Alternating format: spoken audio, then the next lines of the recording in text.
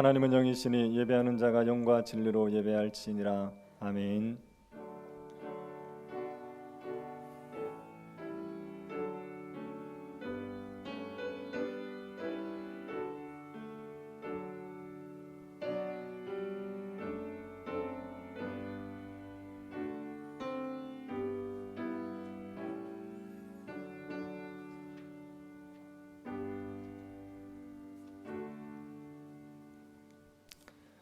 세상에 흩어져 있던 저희들을 예배의 자리로 불러주신 하나님께 감사를 드립니다.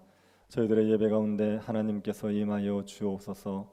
세상을 바라보고 나 자신만 바라보던 우리들의 눈이 보좌에 계신 하나님을 보게 하여 주시고 하나님 앞에 합당한 경배를 드리고 주의 음성에 귀 기울일 수 있도록 은혜 베풀어 주옵소서. 예배를 통해서 우리의 심령이 새로워질 수 있도록 성령의 역사가 충만한 예배 되게 하옵소서. 거룩하신 예수님 이름으로 기도드립니다. 아멘. 찬송가 67장 찬양하겠습니다.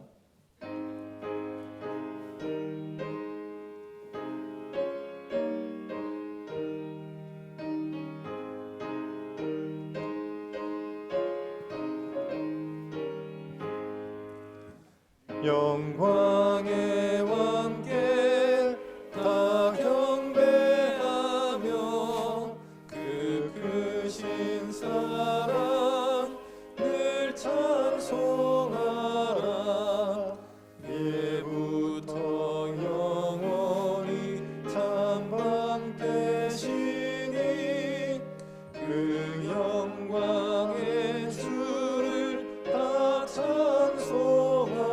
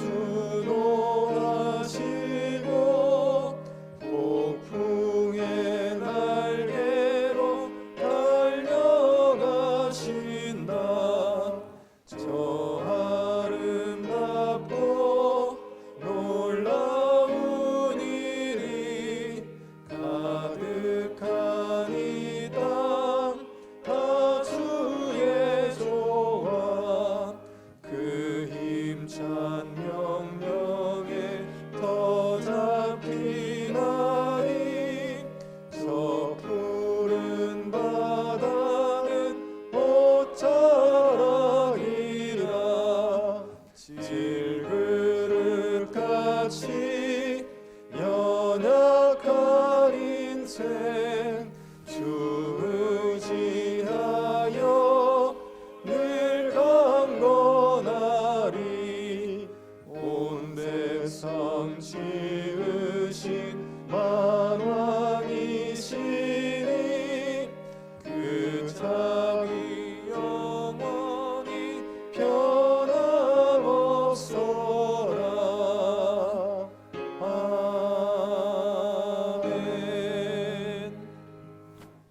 사도신경으로 신앙 고백하도록 하겠습니다.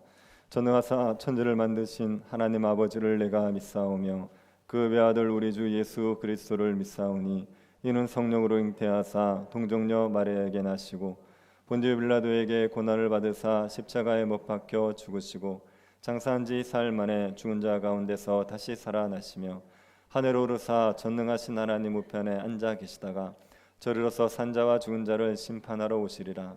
성령을 믿사오며 거룩한 공예와 성도가 서로 교통하는 것과 죄를 사하여 주시는 것과 몸이 다시 사는 것과 영원히 사는 것을 믿사옵나이다. 아멘. 박형수 장로님 기도하시겠습니다.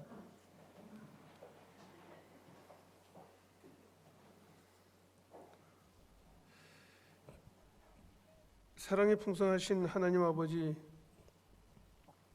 만물이 소생하는 사물을 주셔서 또 주님 앞에 나와 경배드리게 하심을 감사드립니다. 하나님의 크신 사랑과 한량 없으신 은혜에 감사하며 주님 앞에 나와 하나님을 찬양하며 경배를 드립니다. 그러나 주님, 진정 주님의 자녀인지 깨닫지 못하고 오직 육신과 마음의 치유만을 위하여 주님께 떼쓰고 실망하고 좌절했던 마음들을 회개합니다. 하나님을 표현하며 찬양하며 말씀대로 살지 못한 저희 허물을 용서하여 주옵소서. 마음을 다하고 뜻을 다하고 힘을 다하여 하나님 여호와를 사랑하며 말씀을 주야로 묵상하고 행하여서 감사와 기쁨이 넘치게 하여 주시고 주님 주신 평강과 자유를 누리게 하여 주옵소서. 우리의 영혼을 위하여 매일매일 규칙적으로 생명의 말씀을 먹고 마음에 심게 하옵소서. 특별히 오늘 말씀을 전하실 목사님에게 권능을 덧입혀 주시옵소서. 그래야 저희들이 영과 육이 풍족하여지며 항류보다 귀한 죽음이란 말씀에 도전받는 삶을 살기를 원합니다. 우리 목사님이 날마다 성령 충만, 은사 충만한 목자가 되게 하시고 문화교회를 향한 하나님의 비전을 잘 깨닫게 하여 주옵소서. 모든 성도들이 하나님의 사랑과 은혜를 체험할 수 있는 교회 되게 하시고 하나님이 기뻐하시는 교회, 성령님이 절기 임재하시는 교회 되게 하옵소서. 중직자들은 주님의 몸된 교회를 위해서 즐거이 희생과 봉사의 사명을 감당하며 스스로 헌신하며 자신의 역할에 충실할 수 있도록 허락하여 주옵소서. 주님, 이 나라와 이 민족을 긍휼히 여기사 주님 보시기에 선한 민족이 되게 해주시고 여호와를 경외하는 민족 되게 하셔서 우리 지도자들에게도 지혜를 주시고 특히 대구 경북을 긍휼히 여겨주시기를 원합니다. 이 시간 투병생활하는 지체들을 기억하사 회복시켜 주시고 치유의 강선으로 깨끗이 낫게 하여 주옵소서. 은혜와 평강이 우리 모두에게 함께 하시길 원합니다. 영광과 권능이 임하여 주옵소서. 주님, 우리 문화교회가 개개인의 간증이 넘쳐나게 하시고 놀랄만한 성령의 은사가 넘치는 교회, 기적이 일상하는 교회 되게 하시며 믿음이 연약한 지체에게는 성경 말씀을 배로 깨달아서 꿀송이처럼 단 체험을 허락하옵소서. 늘 구원의 은총에 감격하며 우리가 받은 은사와 재능으로 교회와 이웃과 직장과 일터 교회를 잘 섬기사 좋은 소문나는 저희들 다 되게 하여 주시고 영향력 있는 성도들 되게 하여 주옵소서. 코로나로 어려운 시기에도 예나 지금이나 눈동자처럼 지켜주시는 하나님 살아계심을 믿고 감사를 드립니다. 교회 이전 문제도 순적히 해결되게 해 주옵시고 중직자 선출 과정 속에서도 하나님 간섭하여 주셔서 은혜 내려 주시옵소서. 예배의 모든 순서 위에 성령님께서 함께 하시며 모든 성도들이 은혜 받고 돌아갈 수 있게 동행하여 주옵소서. 한 사람 한 사람 한 심령 한 심령 주께서 살펴주시사 우리의 기도와 마음속에 바라는 바를 성령이 굽이 살피셔서 응답하여 주시고 우리 기도가 응답되어서 하나님께 영광 돌리게 하옵소서. 모든 것을 예수 그리스도의 이름으로 감사하며 기도드리옵나이다. 아멘.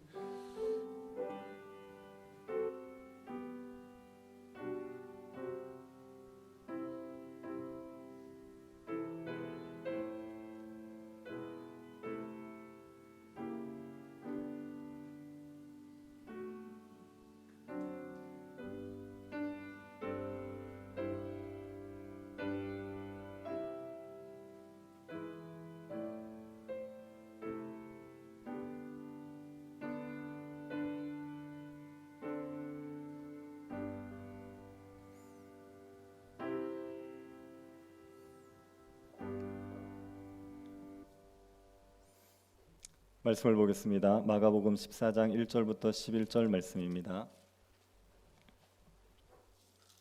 마가복음 14장 1절부터 11절 말씀입니다. 찾으셔서 한 절씩 교도하도록 하겠습니다. 찾으셨으면 교도하겠습니다. 이틀이 지나면 유월절과 무교절이라 대제사장들과 서기관들이 예수를 흉계로 잡아 죽일 방도를 구하며 예수께서 베다니 나병 환자 시몬의 집에서 식사하실 때 한 여자가 매우 값진 향유 곧 순전한 나드 한 옥합을 가지고 와서 그 옥합을 깨뜨려 예수의 머리에 부으니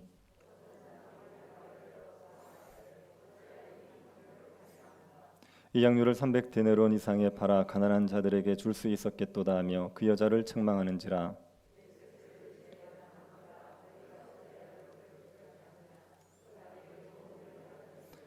가난한 자들은 항상 너희와 함께 있으니 아무 때라도 원하는 대로 도울 수 있거니와 나는 너희와 항상 함께 있지 아니하리라.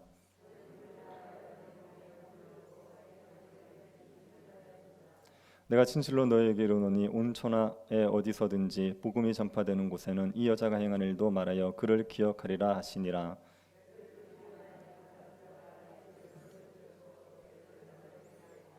같이 보겠습니다. 그들이 듣고 기뻐하여 돈을 주기로 약속하니 유다가 예수를 어떻게 넘겨줄까 하고 그 기회를 찾더라. 아멘. 예전에 한국의 대표적인 교회가 예배당을 새로 짓는데 3천억을 들여서 지은 적이 있습니다. 그 예배당을 짓기 전에 굉장히 논란이 많았고 많은 사람들이 비판을 했습니다. 교회가 3천억을 들여서 예배당을 짓는 게 옳으냐, 그게 합당하냐, 그런 비판들이 굉장히 많이 있었습니다. 예수님은 저희들의 가난한 자들의 친구였고 머리 둘 곳이 없이 그렇게 지내셨는데 예수님을 따르는 그 제자라고 하는 사람들이 그렇게 비싼 예배당을 지었어야 되겠느냐, 그 돈으로 쪽방촌에 있는 사람들을 돕든지 아니면 장학 사업을 하든지 미자립 교회를 도우면 하나님께서 얼마나 기뻐하시겠느냐, 그렇게 얘기했습니다.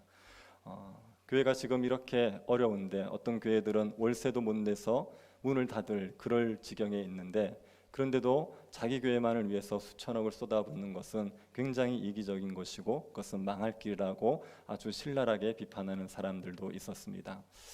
만약에 제가 그 교회의 입장에 서서 그 3천억짜리의 예배당을 지어야 된다는 것을 합리적으로 설명해야 되는 그런 위치에 있었다면, 어떻게든 그 예배당 짓는 것을 변호하는 위치에 있었다면 저는 아마 오늘 본문을 가지고 그 예배당을 짓는 것을 변호했을 것 같습니다. 오늘 본문에 보면 한 여인이 예수님에게 옥합을 깨뜨려서 향유를 붓지요. 그 옥합이 향유가 굉장히 비싼 겁니다. 그래서 그것을 본 사람이 아니 그것을 팔아서 가난한 자에게 주는 게 훨씬 낫지 않느냐, 왜 이렇게 낭비하느냐 비판을 했습니다.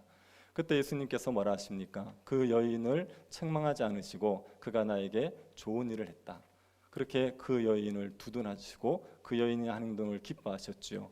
저는 이 본문을 가지고 그렇게 얘기했을 것 같습니다.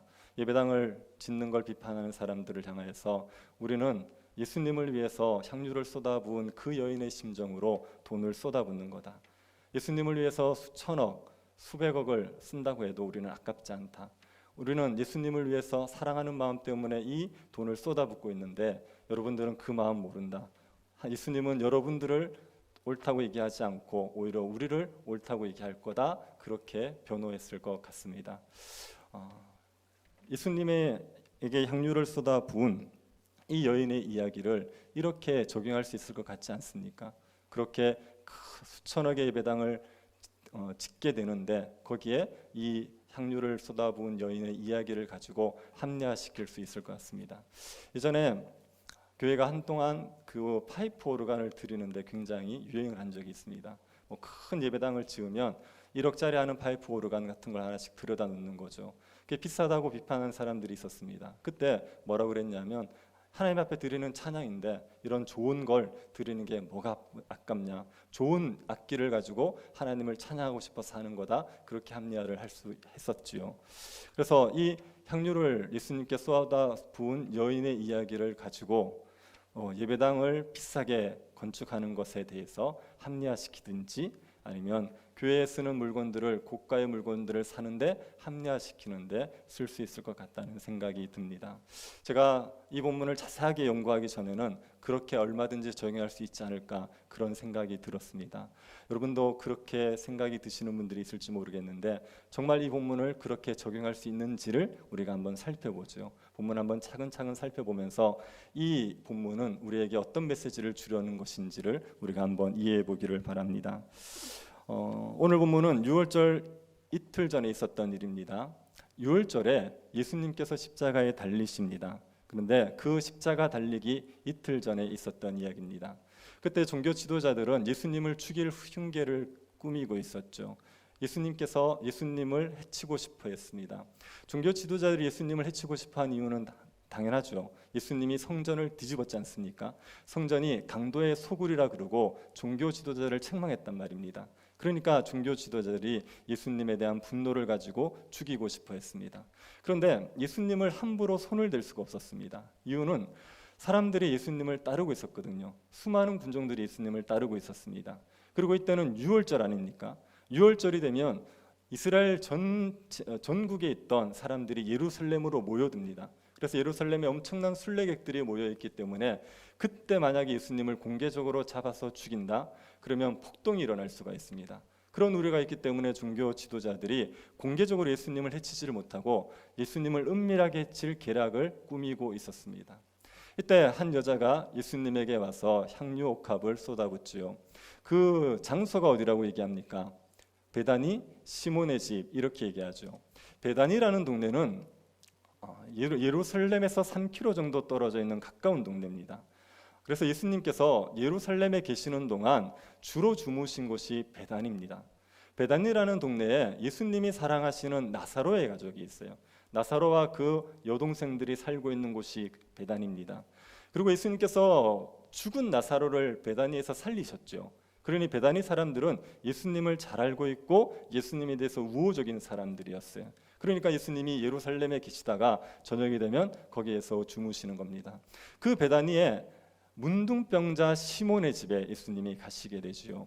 여기 시몬이라는 사람이 문둥병자라고 얘기하는데 정확히 얘기하면 문둥병자였던 사람입니다. 지금 문둥병자가 아니죠. 지금 나병 환자라고 그러면 예수님이 그 집에 가서 식사를 할 수가 없습니다. 나병 환자들은 마을에서 격리가 되기 때문에 사람들과 교제 자체가 안 되기 때문에 나병 환자였다면 그러면 예수님이 그 집에 가서 식사하는 일이 있을 수가 없죠. 이 시몬은 나병 환자였던 사람입니다. 그런데 치유를 받았습니다. 어떻게 해서 치유를 받았겠습니까? 예수님이 고치셨지 않겠습니까? 예수님이 은혜를 베푸셔서 고쳐주셔서 그 예수님에게 감사하는 마음으로 식사를 대접하려고 했던 것 같습니다. 그때 한 여인이 와서 예수님에게 향유옥합을 쏟아붓지요. 이 향유옥합은 보통 이스라엘 사람들은 손님이 오면 손님을 접대하기 위해서 향유를 붓습니다. 근데 그때는 몇 방울을 뿌리는 거예요. 근데 이 여자는 향유 한 병 전체를 예수님의 머리에 쏟아 부었던 겁니다. 그것을 보고 사람들이 화를 내죠. 뭐라고 화를 냅니까? 어찌하여 이 향유를 허비하는가? 이 향유를 300데나리온 이상에 팔아 가난한 사람들에게 줄 수 있었겠도다 하고, 사람들은 이 여자가 예수님의 향유를 허비했다고 말했습니다. 향유의 가격이 300데나리온입니다. 300데나리온이면 노동자가 1년 동안 일해야 벌 수 있는 돈이거든요. 그러니까 1년치의 연봉입니다. 이걸 갖다가 예수님에게 쏟아 부은 겁니다. 이 300데나리온 정도면 가난한 사람들 수천 명을 한 끼 배불리 먹일 수 있습니다. 오병이의 기적을 행했을 때 그때 남자들이 모여있는 남자만 5천 명 정도였거든요. 근데 그때 제자들이 그 사람들을 먹이는데 200데나리온의 떡이 필요하다 그랬어요. 그러니 300데나리온이면 수천 명의 사람들을 한 끼는 배불리 먹일 수가 있습니다. 아니면 수백 명의 사람들에게 옷을 사주거나 수백 명의 가난한 사람들에게 생필품을 사줄 수 있는 그런 큰 금액이지요. 그런데 그 향유를 예수님의 머리에 부은 겁니다. 이것을 보고 사람들이 낭비라고 얘기하는 거죠. 머리에 향유를 부으면 그러면 뭐 사람들의 배가 불러집니까? 머리에 향유를 부으면 몸이 따뜻해집니까? 머리에 향유를 부으면 몸이 건강해집니까? 그냥 향기 때문에 잠시 기분이 좋아지는 정도입니다. 그 정도면 몇 방울이면 돼요. 굳이 거기다 다 쏟아부을 필요가 없습니다. 그러니까 사람들이 이 향유를 왜 허비하느냐, 낭비하느냐 말하지 않았겠습니까? 예수님이 귀한 분이라는 건 알겠어요. 예수님 너무 귀한 분이어서 그래서 예수님에게 그 비싼 향유를 바치고 싶은 심정은 이해가 됩니다. 그런데 예수님이 진짜 그걸 원하시겠습니까? 예수님은 가난한 자들을 돌보는 것을 원하셨고 가난한 자를 돌보라고 말하신 분 아닙니까? 부자 청년이 예수님께 왔을 때 예수님이 부자 청년에게 뭘 요구하셨습니까? 네 재산을 다 팔아 가난한 자에게 주고 나를 따르라고 얘기하셨어요. 예수님은 가난한 자들을 돌보는 일을 제자로서 마땅히 해야 될 바라고 얘기하셨습니다. 예수님이 삭개오의 집에 갔을 때 그때 삭개오가 예수님을 믿고 회심을 하죠. 그 증거로 뭘 했냐면 자기 재산의 절반을 팔아서 가난한 자에게 주겠다 이렇게 얘기했어요. 그걸 딱 듣고 예수님께서 삭개오의 집에 구원이 임했다 그랬습니다. 가난한 자에게 재산을 나눠주고 가난한 자를 돌보는 것 자체를 구원받은 백성의 마땅한 표라고 얘기하셨어요. 그래서 예수님은 가난한 자를 돌보는 일을 굉장히 귀하게 여기셨습니다. 그러니 예수님이 300데나리온의 향유를 자기의 몸에 쏟아붓는 것보다 가난한 자들을 돌보는 데 쓰는 걸 더 기뻐하셨을 거라고 충분히 생각해 볼 수 있지 않겠습니까? 만약에 이 여자가 예수님에게 300데나리온 딱 들고 와서 묻는 겁니다. 예수님, 제가 이 돈 가지고 향유를 사서 예수님의 머리에 발라드릴까요? 아니면 300데나리온을 가난한 자들을 위해서 쓸까요? 이렇게 묻는다고 해보십시오. 예수님 뭐라고 대답할 것 같습니까? 여러분이 목회자에게 묻습니다. 3천만 원을 들고 와서, 목사님 이 3천만 원 가지고 목사님 신방 오실 때 3천만 원짜리 향수를 뿌려드릴까요? 아니면 가난한 자들에게 3천만 원을 쓸까요? 그렇게 물으면 목사님들이 뭐라 그러겠습니까? 저는 향수가 좋습니다. 그럽니까? 아니, 누구라도 3천만 원 가지고 가난한 자를 돌보라 그러겠죠. 아니, 사람들, 부족한 목회자들도 그 돈 가지고 가난한 자를 돌보는 걸 원할 거란 말이에요. 근데 예수님 같이 이타적이신 분이, 사람들을 사랑하시는 분이 그 돈 가지고 자신의 머리에 향유를 붓는 걸 원하시겠습니까? 가난한 자에게 쏟아붓는 걸 더 원하지 않으시겠습니까? 그래서 충분히 이것은 낭비다 이렇게 이야기할 만할 것 같이 보입니다. 그런데 예수님께서는 이 여자를 책망하지 않으세요. 이 여자 책망하지 않으시고 이 여자를 책망하는 자들을 책망하시지요. 6절 한번 보십시오. 예수께서 이르시되 가만두라, 너희가 어찌하여 그를 괴롭게 하느냐, 그가 내게 좋은 일을 하였느니라. 예수님이 여자가 자신에게 좋은 일을 했대요. 예수님을 유익하게 했고 예수님을 기쁘게 했다고 말하고 있습니다. 왜 예수님에게 좋은 일을 했다라고 이야기합니까? 7절이 그 이유입니다. 가난한 자들은 항상 너희와 함께 있으니 아무 때라도 원하는 대로 도울 수 있거니와 나는 너희와 항상 함께 있지 아니하리라. 가난한 자는 도울 기회가 있습니다. 가난한 자들은 지금이 아니라도 얼마든지 섬길 수 있는 기회가 있습니다. 그런데 예수님은 더 이상 섬길 기회가 없어요. 지금 예수님에게 여인이 향유를 부은 때가 언제라 그랬습니까? 유월절 이틀 전. 예수님은 유월절이 되면 십자가를 지시는 거예요. 그러니 이 땅에서 공생애로 있는 동안은 지금 이제 이틀밖에 남지 않은 겁니다. 그래서 예수님은 곧 떠나실 거기 때문에 예수님을 섬길 수 있는 기회가 없는 겁니다.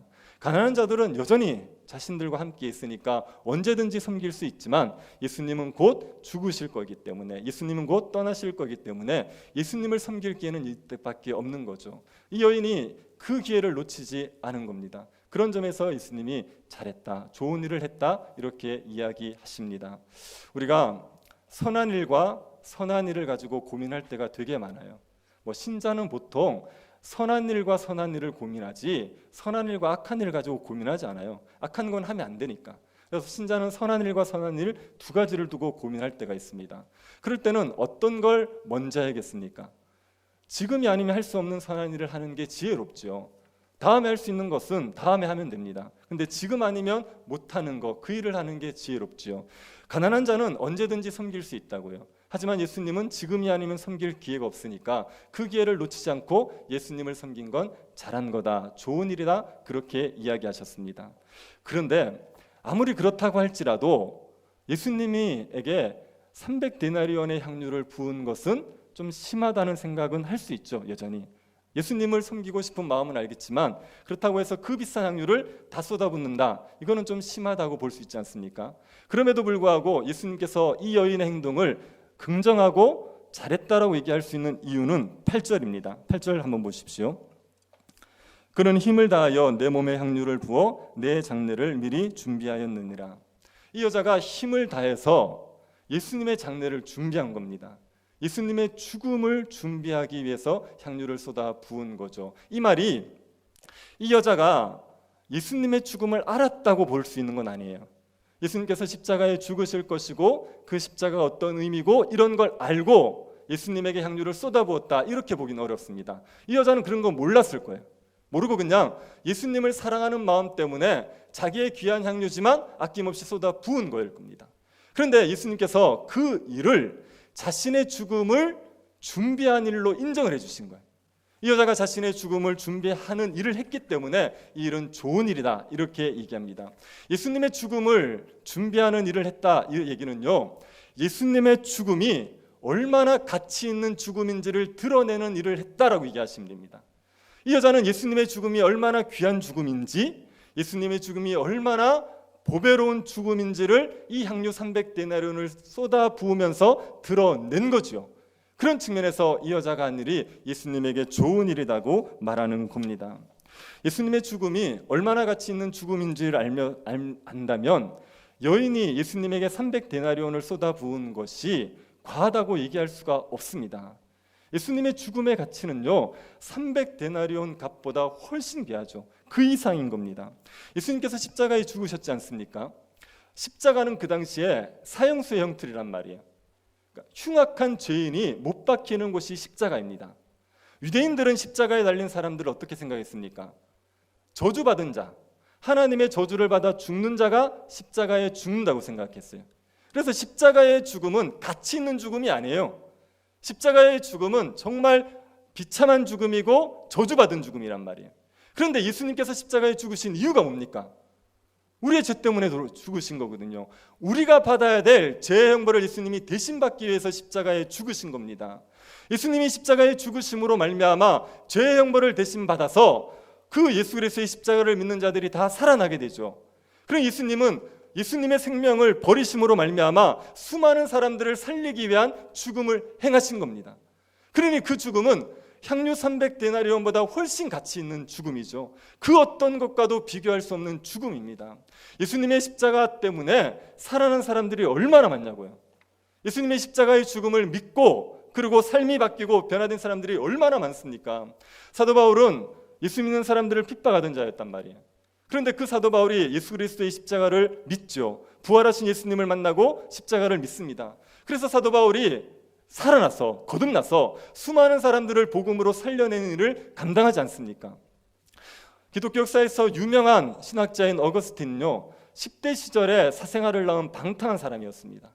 그런데 그 어거스틴이 예수 그리스도의 복음을 듣고 믿고 그리고 교회의 유대한 신학자가 되어서 수많은 사람들을 살려내는 겁니다. 존 뉴턴이라는 사람을 아십니까? 나 같은 죄인 살리신 그 찬양을 지은 존 뉴턴.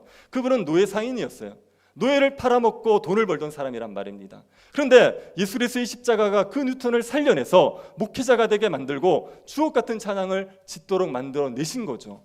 예수 그리스도로 말미암아 수많은 사람들 죄로 죽어 있고 죄의 종로로 있던 사람들이 살아난단 말입니다. 그리고 삶의 변화를 가져오고 세상에 유익하지 않던 자들이 세상에 유익을 끼치는 존재로 변화되는 거죠. 지금도 그런 일들이 얼마나 많습니까?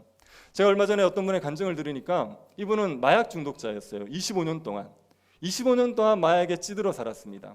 어릴 때 아버지가 그렇게 학대를 했대요. 그것 때문에 중학교 때부터 삐뚤어지기 시작하면서 마약에 손을 댄 겁니다.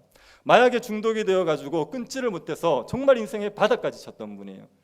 돈을 써가지고 사채업자한테 신체 포기각서까지 쓰고 정신병원에 10번을 입원하고 자살을 결심하고 자살을 시도하고 그리고 노숙자가 되었던 그런 사람이에요.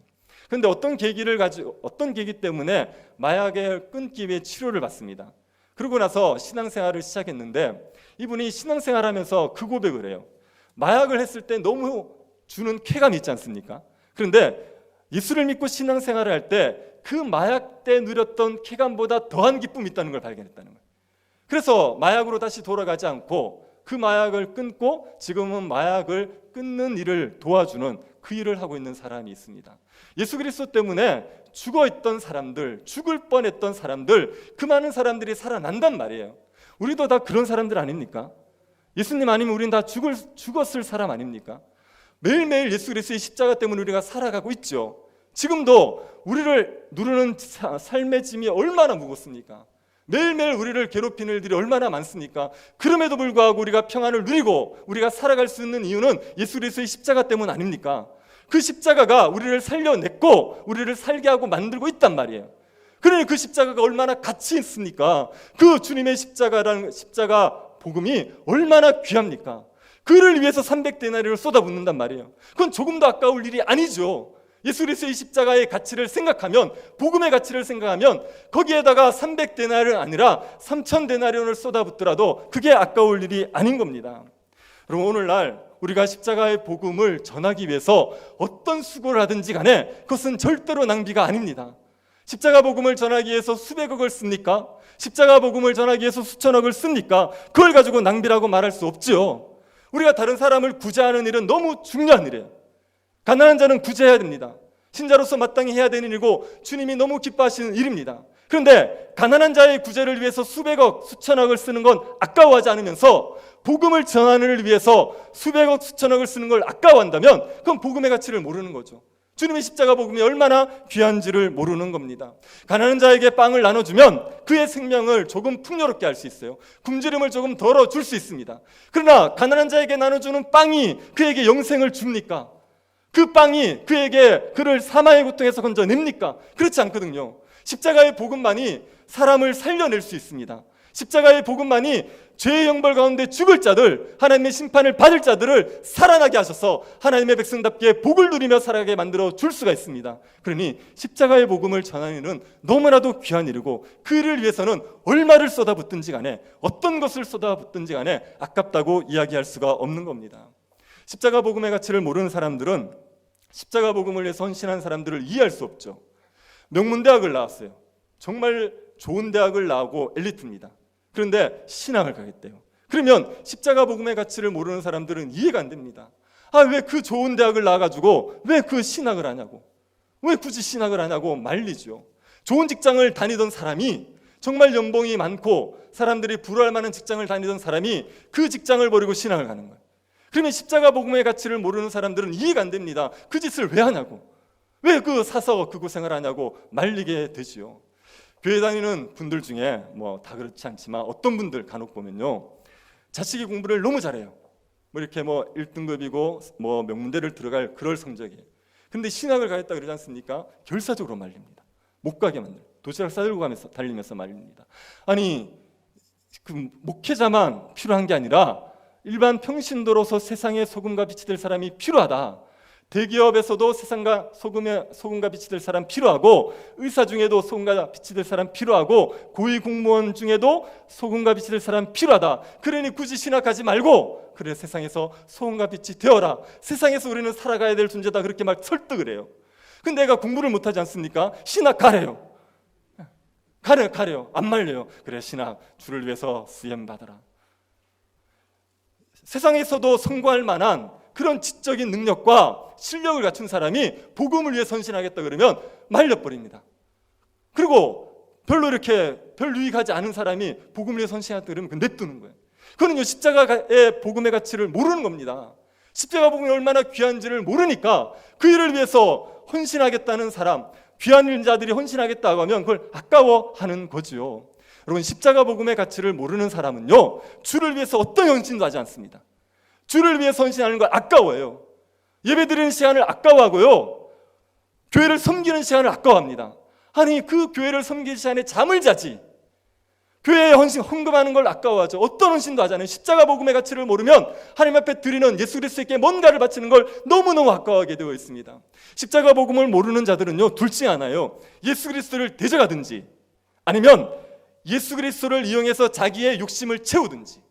여러분이 향유를 쏟아부은 여인의 이야기, 요 여인의 이야기의 앞뒤에 뭐가 있습니까?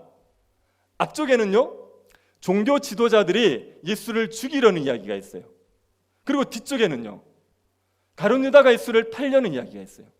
가룟 유다가 예수님을 팔기 위해서 종교 지도자들과 야합을 하는 이야기가 있어요. 십자가 복음의 가치를 모르면요, 예수 그리스도를 대적하든지 예수 그리스도를 이용해서 자기의 욕심을 채우려든지 둘 중 하나입니다. 향유를 예수님에게 쏟아부은 여자처럼 이런 헌신은 절대로 할 수 없어요. 십자가 복음의 가치를 아는 사람들만이 이 일을 할 수가 있는 겁니다. 여러분, 혹시 향유를 예수님에게 쏟아부은 여인의 심정이 이해가 되십니까?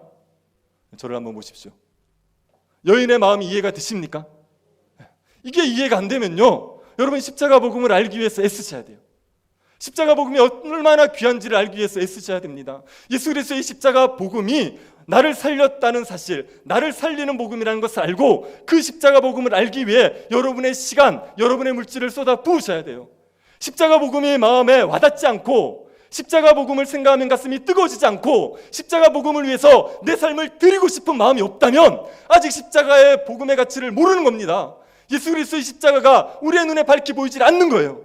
그럴 때 여러분이 다른 거 다시지 말고 시간과 돈을 십자가 복음을 위해서 쏟아부으셔야 돼요.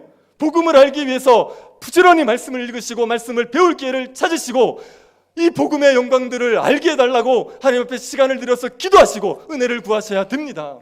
제가 보니까 어떤 분은 자기 아이에게 과외를 시켜요. 여러분은 집에서 보통 과외를 시키면 무슨 과목을 시키십니까? 영어, 수학 이런 거 시키지 않습니까? 이분이 뭐를 과외시켰냐면 성경 과외를 시켰어요. 교회 전도사님을 불러다가 과외비 붙으니까 우리의 성경 좀 가르쳐달라고. 그러면서 뭐라고 얘기했냐면 세상 공부도 과외 시키더군요. 나는 우리 아이에게 말씀 가르치는 게 너무 중요하니까 성경 과외를 시키겠습니다. 혹시 과외 선생님이 필요한 분들 저한테 개인적으로 연락하시기 바랍니다. 제가 소개해 드릴게요. 저도 시간 많습니다. 아니 그렇게 좀 쏟아부으시라고요. 아까워하지 마시고 복음의 가치를 아셔야 돼요. 복음의 가치를 알고 이게 나를 살리는 복음이라는 걸 아셔야 됩니다. 그래야지 그 은혜 때문에 주를 위해서 아무것도 아끼지 않고 싶은 마음들이 들게 되어 있습니다. 십자가 복음을 가치를 아는 사람들은 주를 위해서 우리의 모든 소중한 것들을 아낌없이 쏟아부을 수가 있습니다. 거기에 대해서 투자하는 걸 아까워하지 않을 수가 있습니다. 저는 개인적으로 주일학교가 교육비를 더 써야 된다는 입장입니다.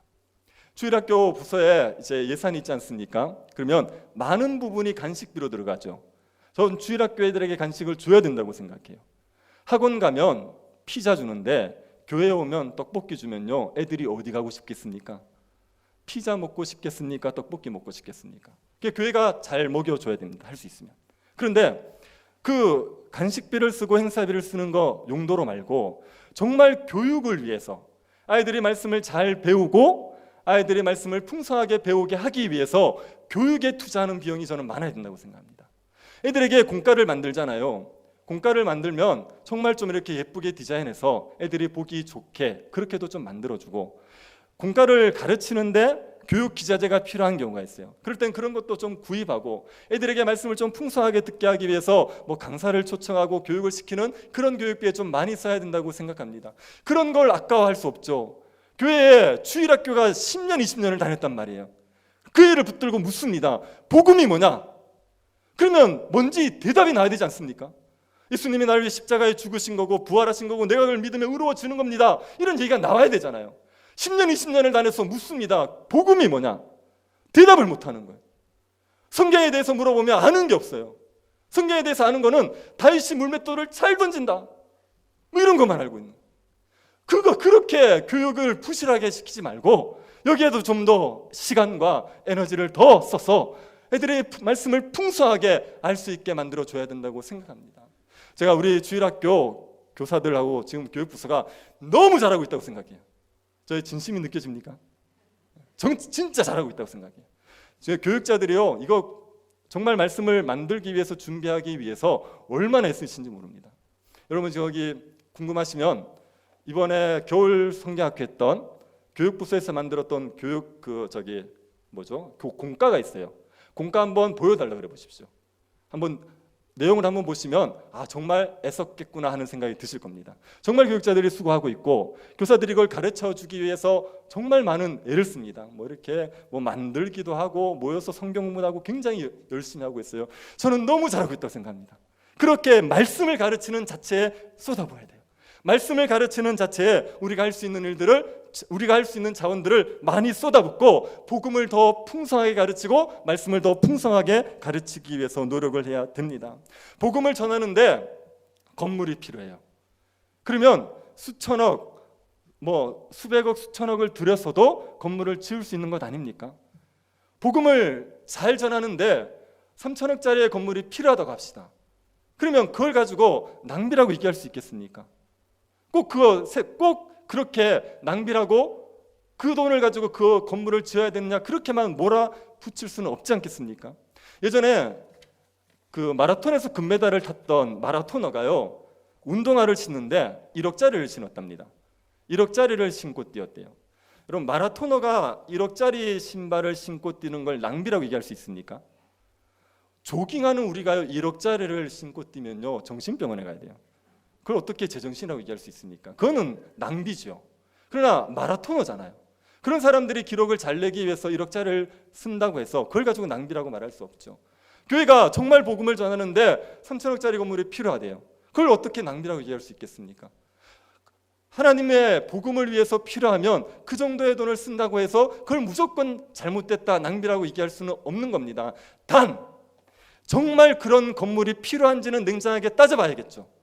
정말 그게 있어야지 복음을 전할 수 있느냐, 이 문제는 냉정하게 따져봐야 됩니다. 지금 이 한국교회 현실 속에서 그렇게 비싼 건물, 그렇게 큰 건물이 있어야지 그래야 복음을 전하는데 꼭 필요하다고 얘기할 수 있느냐, 이 문제에 대해서는 하나님 앞에 양심을 걸고 냉정하게 따져봐야 돼요. 그런데 그렇게 양심을 비추어서 하나님 앞에 조금 더 부끄러움이 없이 나는 이게 꼭 필요하다 그렇게 얘기하면 그걸 누가 몰아가겠습니까? 그건 그 사람이 하나님 앞에 심판받을 일이에요. 그러나 그걸 다른 사람이 뭐라 할 수는 없죠. 복음을 위해서 그렇게 쏟아붓는 걸 가지고 그걸 가지고 우리가 무조건 낭비라고 얘기할 수 없어요. 십자가 복음의 가치를 생각한다면 그 일을 위해서 우리가 가진 것들을 어떤 걸 쏟아붓든지 그걸 가지고 심하다, 낭비한다 이렇게 이야기할 수는 없는 겁니다. 여러분, 십자가 복음이 귀한 줄을 아시죠? 십자가 복음이 얼마나 영광스럽고 얼마나 귀한 복음인지를 아시죠? 네, 그러면요 거기에 여러분이 정말 쏟아부으십시오. 돈을 쏟아붓는 건요 제가 볼 때는 그 다음 문제예요. 돈을 쏟아붓는 문제가 더 중요한 게 아니고요, 뭘 쏟아부으셔야 되냐면요 여러분의 삶을 쏟아부으셔야 돼요. 복음을 전하는 데서 가장 중요한 것은 전도자의 선한 삶입니다. 전도자의 선한 삶이 없이 복음을 외치는 게 얼마나 공허한데요. 온갖 좋은 말을 다 하는데, 그런데 탐욕에 쩌들어 있는 사람, 겸손할 줄 모르는 사람, 다른 사람을 사랑할 줄 모르는 사람, 그런 사람이 복음을 외치면 그걸 누가 듣겠냐고요. 그러니 복음을 전하는 데서 가장 중요한 것은 전도자의 선한 삶이란 말이에요. 신자가 그 복음을 전하기에 합당한 삶을 살기 위해서 발버둥 치고 애쓰는 게 무엇보다 중요합니다. 사도 바울이 복음을 전할 때요 두 가지를 전해요. 첫 번째는 예수 그리스도의 주되심, 예수 그리스도가 주가 되십니다. 십자가에 죽으시고 부활하신 그분이 우리의 주입니다. 온 땅의 왕이 되셔서 세상을 다스리고 계십니다. 이걸 전한단 말이에요. 그리고 또 한 가지가 뭐냐면 자기의 종됨입니다. 자기가 예수 그리스도의 주되심을 인정하기 때문에 예수 그리스도의 종이라는 걸 고백하며 다른 사람을 섬기는 삶을 살아가는 거예요. 다른 사람의 종이 되어서 섬겨주는 겁니다. 예수 그리스도의 주되심과 자기의 종됨, 이 두 가지를 가지고 복음 전도 사역을 했습니다. 우리가 예수 그리스도의 복음을 전하고 싶으면 예수 그리스도의 종이 되었다는 것을 사람들에게 고백하며 그들을 섬기는 삶이 필요해요. 그런 삶이 없이 어떻게 복음을 전할 수 있습니까? 한 사람을 위해서 물질을 드리고 시간을 드리고 그의 종처럼 그를 전심으로 섬겨주지 않는데 어떻게 우리가 전하는 복음이 힘을 얻을 수가 있습니까? 그러니 반드시 예수 그리스도의 복음을 따르는 선한 산, 이게 있어야지, 그래야지 복음을 전할 수 있고, 정말 복음을 전하고 싶으시다면 그 선한 삶을 살아내기 위해서 애쓰시기를 바랍니다. 복음을 위해서 정말 수고했던 분들을 많지 않습니까? 제가 얼마 전에 손양원 목사님의 다큐멘터리를 봤어요. 그 사람, 그 사랑, 그 세상. 안 보신 분들 있으면 꼭 보시기 바랍니다. 제목이 뭐라고요? 그 사람, 그 사랑, 그 세상. 제가 너무 감동 깊게 봤어요. 손양원 목사님은 신학을 하시고 나서 제일 처음에 사역지로 선택한 곳이 나병 환자들이 있는 곳이에요. 그래서 1200명의 나병 환자를 섬기러 갔어요. 그때 이제 젊을 때 갔으니까요, 가서 세 가지를 기도했답니다. 첫 번째, 나병 환자들이 안 무섭게 해달라고. 나병 환자들이요 얼굴이 일그러지고 신체가 절단되어 있으니까요, 그 젊은 목회자가 보니까 너무 무서운 거예요. 그래서 나병 환자를 무서워하지 않을 수 있도록 하나님 안 무섭게 해달라고. 두 번째 한 기도가 냄새를 못 맡게 해달라고. 나병 환자들이 살이 썩으니까요 예배 드리러 가 있으면 악취가 풍기는 거예요. 그것 때문에 냄새 좀 안 맡게 해달라고, 못 맡게 해달라고. 그리고 세 번째 기도가 나병 환자를 위한 사역을 시작했으니까 끝까지 나병 환자 사역을 하게 해달라고. 그 세 가지 기도를 했대요. 그것만 해도 굉장히 훌륭하지 않습니까? 그런데 일제의 신사 참배에 반대하면서 5년간 옥사를 하신 거예요. 5년간 옥사를 하시면서도 감옥에서 주먹밥이 나오지 않습니까? 그러면 그것을 같이 갇혀 있는 성도들에게 반을 잘라줬대요. 난 원래 키가 작아서 적게 먹어도 돼. 그러면서 반틈만 먹고 반틈을 나눠줬다는 거예요. 해방이 돼가지고 좀 살만해졌죠. 근데 여순 반란 사건이 일어나가지고 공산당 청년이 그 두 아들을 죽인 거 아닙니까? 그 두 아들을 죽인 공산당 청년을 양자로 삼아버렸어요. 그리고 6.25가 터졌을 때 피난을 가자고 뭐 다 준비되었으니까 목사님 가시자고. 그런데 안 갑니다. 난 교회 지켜야겠다고. 그리고 지키다가 순교를 당하신 거예요. 아니 나병 환자 사역하신다고 그 고생을 하시고 또 신사참배 반대한다고 5년 옥살이 하시고 자기 아들을 죽인 사람을 양아들로 삼고 그리고 결국은 공산당의 손에 순교하시고 아니 신자가 예수를 믿어도 꼭 이렇게 별나게 믿어야겠습니까? 나병 환자 사역 안 하면 천국 못 갑니까? 옥살이 안 하면 신사참배 반대하고 옥살이 안 하면 천국 못 갑니까? 아니 자기 아들을 죽인 양자 그 사람을 양자로 굳이 삼아야 될 게 뭐 있습니까? 그 양자 안 삶는다고 누가 돌을 던집니까? 누가 그 사람에게 뭘 하겠습니까? 그런다고 해서 천국은 못 가는 것도 아니지 않습니까? 그렇게 피난 갈 때 안 가고 버티다가 순교를 해야 됩니까? 예수를 믿어도 그렇게 어렵게 믿어야겠습니까? 그런데 손양호 목사님이 그 정말 힘들고 좁은 길만 걸어가신 거예요. 제가 그분의 마음이 다 뭔지는 모르겠지만 그래도 그 마음 하나는 있었던 것 같습니다.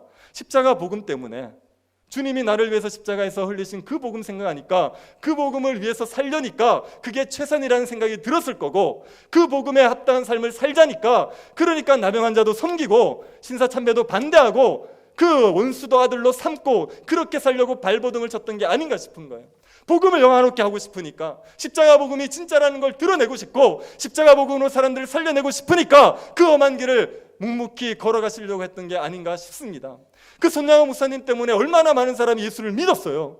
그분의 이야기를 듣고 예수 그리스도의 주되심을 인정하지 않을 수 있는 사람이 얼마나 되겠습니까? 그분의 그 삶 때문에 수많은 사람들이 복음을 알게 되고 돌아오지 않습니까? 그래서 정말 복음을 영광스럽게 하고 싶으면 십자가 복음의 가치를 드러내고 싶으면 여러분이 신자로서의 삶을 살아내십시오. 종이 되어서 섬기는 삶을 살아가십시오.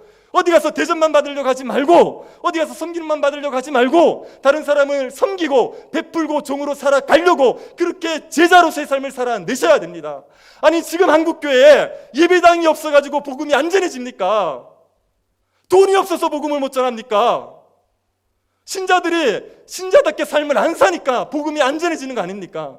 교회를 다닌다고 하는데 만나서 하는 얘기는요 자기 자랑 남 욕밖에 없는 거예요. 2시간을 떠들면 십자가 복음의 얘기는 한마디도 없고 그저 다른 사람 욕하고 자기 자랑하고 정치인들 욕하고 그러고 시간을 보내는 거예요.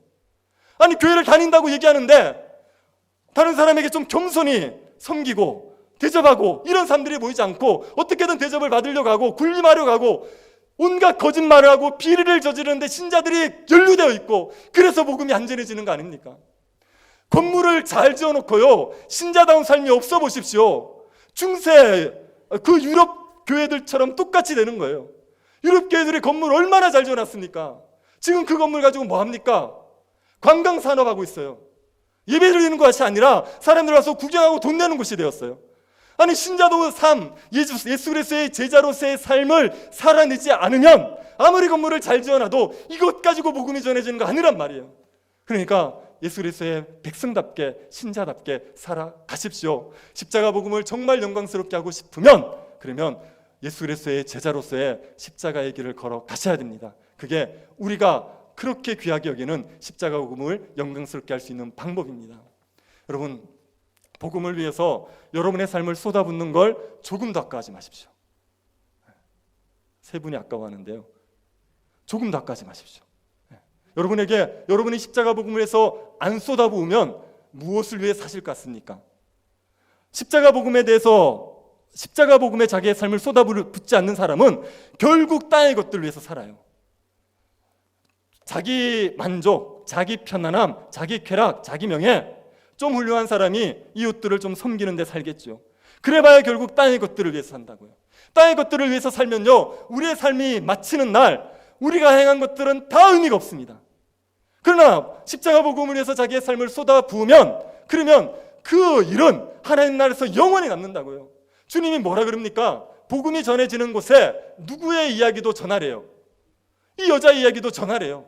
십자가 복음이 전해지는 곳마다 향유를 예수님에게 쏟아부은 여자의 이야기도 전하랍니다. 하나님이 그렇게 기억해 주시는 거예요. 우리가 복음을 위해서 살아가는 삶, 그 삶들을 하나님께서 기억하시고 하나님 나라에서 영원히 하나님께서 기억하시고 남겨주시게 되어 있습니다. 그러니 복음을 위해서 여러분의 시간을 드리는 걸 아까워하지 마십시오. 직장 생활을 하시더라도 복음을 위해서 하시고 여러분이 가정에서 가정을 돌보시더라도 복음을 해서 살아가시고 그렇게 살면 그게 다 하나님이 영원히 기억하실 일이 됩니다. 그렇게 살아가는 게 절대로 헛되지 않고 주님의 나라에 영원히 남게 됩니다. 그리고 복음을 위해서 사는 자들에게 하나님이 상을 주세요. 반드시 상을 주십니다. 이 땅에서 상을 주실 수도 있고 주님의 나라에 가면 반드시 상을 주시게 됩니다.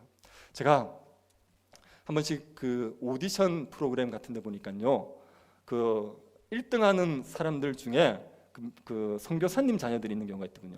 혹시 악동 뮤지션을 아십니까? 그 걔들이 그 오디션 프로그램에서 1등을 했는데, 그런데 몽골의 선교사님의 자녀들이에요. 그리고 최근에 또 오디션 프로에서 1등한 애가 있어요. 근데 걔가 저기 한국교회에서 이름만 대면 아는 목사님의 아들이거든요. 그래서 제가 그걸 보고 약간 위험하지만 무슨 생각이 들었냐면, 복음을 해서 신실하게 살아가는 사람들, 그 사람들에게 하나님께서 상 주신다는 걸 그렇게 살짝 보여주시는 게 아닐까, 그런 생각이 좀 들었습니다. 뭐 이렇게 반드시 복음을 위해서 살면 자녀가 성공한다라고 공식화시킬 수 없어요. 그렇잖아요. 신실하게 복음을 위해서 살아도 자녀들이 그냥 어렵게 힘들게 살아갈 수 있어요. 그러나 한 번씩 이렇게 복음을 위해서 사는 자들을 하나님께서 세상에서 높여주시는 것은 하나님이 복음을 위해서 사는 자들에게 상급을 주시는 것을 보여주시는 것으로 있겠다, 이런 생각이 듭니다. 그런 걸 볼 때마다 무슨 생각을 하셔야 되냐면요, 십자가 복음을 위해서 사는 게 결코 헛되지 않겠구나, 주님께서 상급으로 우리에게 갚아주시겠구나, 하나님께서 우리를 칭찬하시고 우리를 영광스럽게 만들어 주시겠구나, 그런 생각을 하시기 바랍니다. 복음을 위해서 어떤 것도 아끼지 않고 쏟아붓고 싶은 그런 열정을 가진, 그런 복음을 사랑하는 성도들 될 수 있기를 간절히 바랍니다. 예수 그리스도의 십자가로 우리를 살려주신 하나님께 감사드립니다. 주의 십자가 복음을 어떤 것보다 귀하게 여기게 하여 주옵소서. 십자가 복음을 전하기 위하여 우리의 귀한 향유옥합이라도 깨트릴 수 있게 하여 주옵소서. 이 복음이 사람들을 살리는 복음인 것을 기억하고 주의 복음을 위해 우리의 삶을 드림으로 하나님에게 영원히 기억되는 백성들 되게 하여 주옵소서. 걸어가신 예수님 이름으로 기도드립니다. 아멘. 찬송가 323장 부르시면서 봉헌하겠습니다.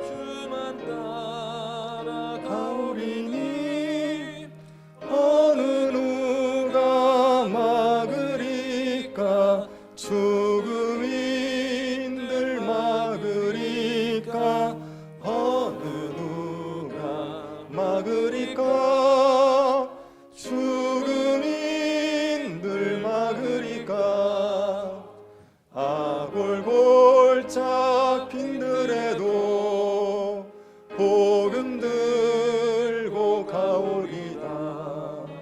소돔 같은 거리에도 사랑 안고 찾아가서 종의 몸에 지닌 것도 아낌없이 드리리다.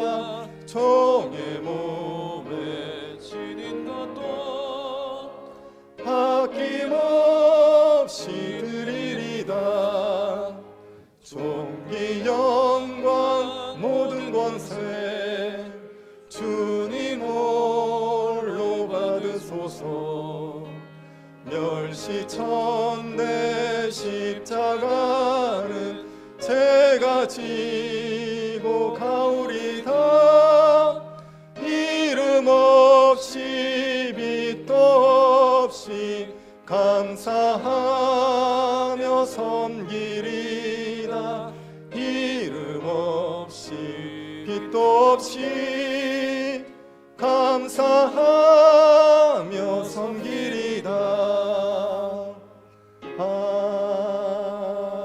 아멘. 우리에게 영원한 나라의 소망을 주셔서 이 땅을 나그네로 살아가게 하신 하나님께 감사를 드립니다.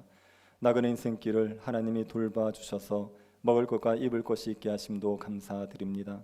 주 앞에 감사함으로 드리는 예물을 기쁘게 받아주시고 드려진 모든 예물들이 하나님의 뜻에 합당하게 쓰여지게 하여 주옵소서. 성도들의 헌신을 통해서 교회가 더욱더 충만해지게 하시고 복음이 땅끝까지 전파되게 하시고 하나님의 이름이 높여지게 하여 주옵소서. 여러 가지 삶의 고난으로 마라의 때를 보내고 있는 성도들이 마라의 때가 지나면 엘림의 때가 올 것을 믿음으로 낙심하지 않게 하여 주옵소서. 모든 성도들이 먼저 그의 나라와 그의 일을 구하게 하셔서 가정과 직장에서 하나님의 주는 평강을 누리며 살게 하여 주옵소서. 걸어가신 예수님 이름으로 기도드립니다. 아멘. 장로님 나오셔서 간구하시겠습니다. 예, 오늘 새로 오신 분이나 여행 중에 오신 분들을 환영합니다. 새가족 등록을 하실 분은 교육자들에게 말씀해 주시기 바랍니다. 주일학교 겨울 사역이 오늘까지 있습니다. 예배 참석 교구 안내를 말씀드리겠습니다. 3월은 1부에 1사교구, 2부는 2상교구가 참석해 주시기 바랍니다. 학습 세례식 교육은 봄 성례식이 3월 28일에 있습니다. 학습, 입교, 세례, 유아 세례를 받으실 분은 교육자들에게 상의해 주시기를 바랍니다. 교인령 출석 체크용 지참해 주시기 바랍니다. 예배에 오실 때는 교인증을 지참하셔서 3층 로비에서 출석 체크를 해 주시기 바랍니다. 다음 주 기도, 수요 기도는 주보를 참석해 주시고 성경 3000번 읽기 운동에 이영자, 차순자, 신태석, 강성엽 축하드립니다. 다 일어나셔서 주기도 문성 찬송하고 축도 예배를 마치겠습니다.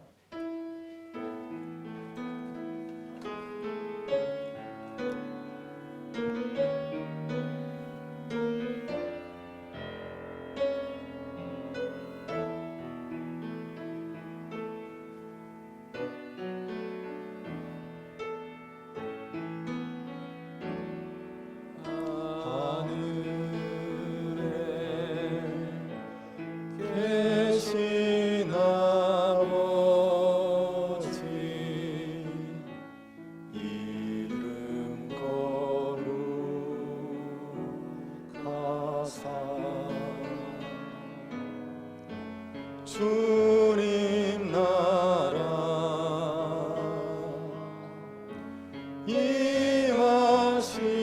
임하시고 뜻이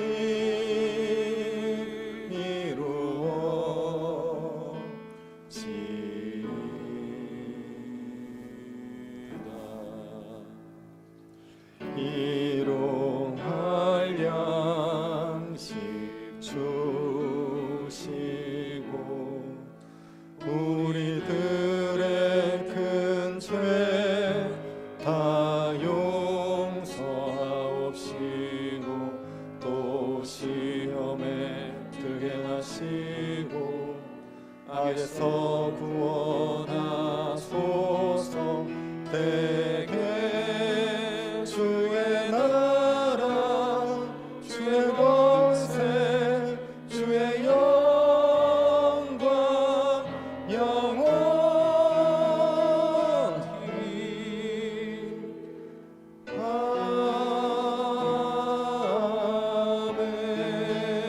아멘.